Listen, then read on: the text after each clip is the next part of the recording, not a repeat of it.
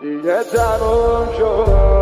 تموم شد رفتی برا همیشه از پیشم، دیگه گذشت اون روزام، علی سابق نمیشم. دیگه گذشت اون روزام، علی سابق نمیشم. چقدر سخت بود برا من که تابوت تو ساختم تو حیات.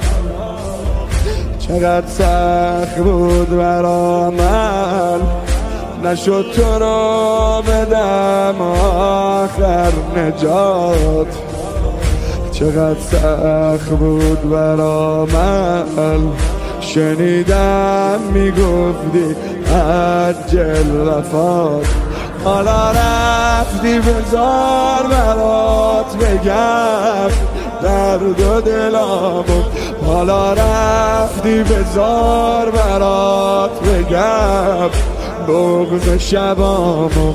حالا رفتی بذار برات بگم بغض شبامو. شبا گریه میکردی تا سر، گریه میکردم روزا میومدی تا پشت در، گریه میکردم منم مثل حسن دارم خبر.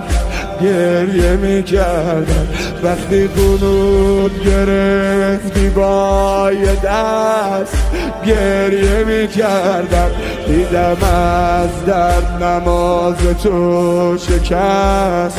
گریه میکردم اون روز گفتی بهت خدا که هست. گریه میکردم یادت زهرا با هم چه روزای قشنگی داشتیم. به کی بگم رفتی اینجوری تنها گذاشتی. به کی بگم رفتی اینجوری تنها گذاشتی. چقدر سخته برا من خیال اون روزا رو پاک کنم.